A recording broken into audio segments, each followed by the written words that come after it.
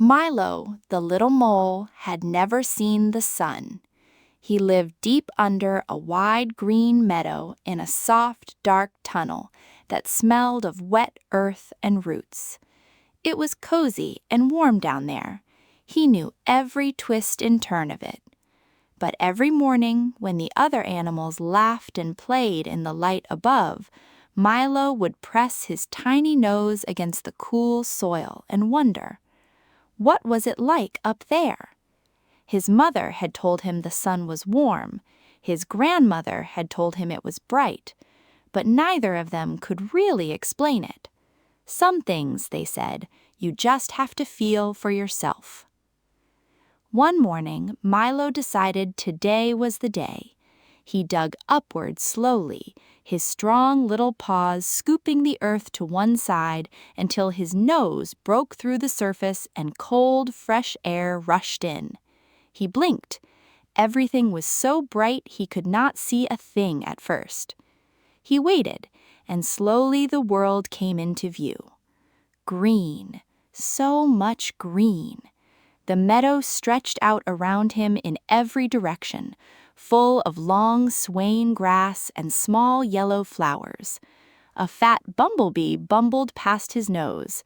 A butterfly drifted by like a small piece of sky.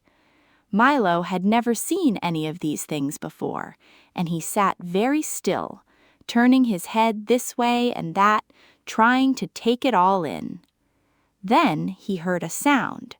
It was a high, clear voice coming from somewhere above him. He looked up and saw a small skylark sitting on a tall grass stem, singing with her whole body, her throat moving fast and her eyes half closed. Her name was Pip, and she noticed Milo at almost the same moment he noticed her. She stopped singing. "You came from the ground," she said. "Yes," said Milo, "I live down there." Pip tilted her head. "Down there? In the dark?"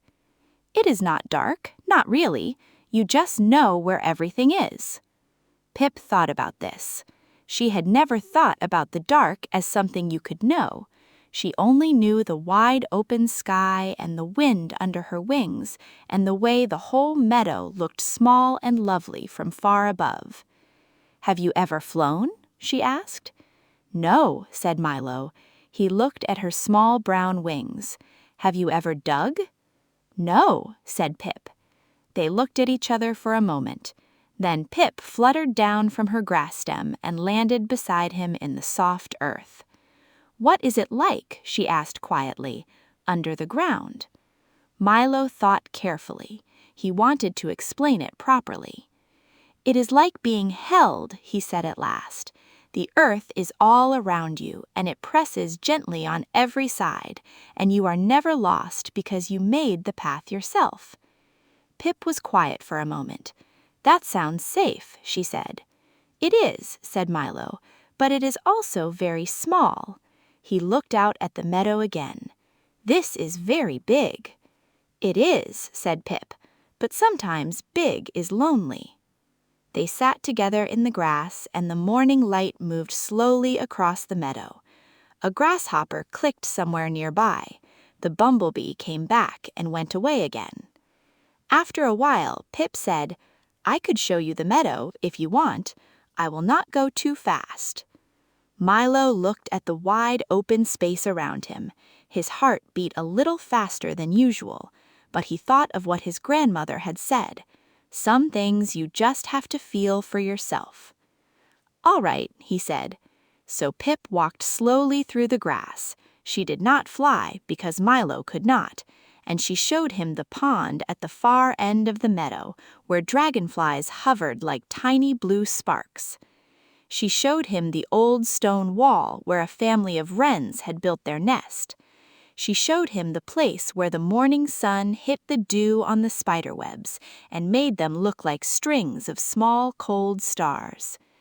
And Milo showed her things too. He pressed his ear to the earth and told her how to listen to the world underneath. He found a root that curved up through the soil in a perfect arch and told her that somewhere far below a great old tree was drinking from a hidden stream. He showed her how the soil changed color when it was wetter and how you could tell what was buried just by the feel of the ground beneath your paws. Pip had never paid attention to the ground before. It had always just been the thing her feet touched when she landed. By the time the sun was high in the sky, Milo was tired. The light and the open air were wonderful, but there was a lot of it, and he was not used to so much. Pip could see that he was beginning to blink more and lean toward the hole in the ground that he had come from. "Will you come back up tomorrow?" she asked. Milo smiled, a small mole smile, which mostly happened around the whiskers. "I think so," he said. "Will you be here?" "I am always here, or up there." She looked at the sky. "Can I ask you something?" said Milo. "Yes," said Pip. "What does it feel like, flying?" Pip thought for a long moment, the same careful way Milo thought about how to describe the underground.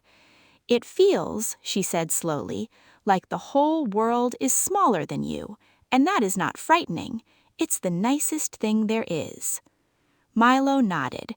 He didn't fully understand it yet, but he thought that maybe one day he would understand it the way Pip understood the underground, not because he had flown himself, but because someone took the time to explain it properly.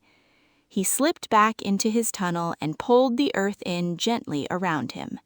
Below, it was dark and warm and full of everything he knew. Above, the skylark began to sing again, and for the first time Milo could hear it even from underground, and he knew exactly who it was.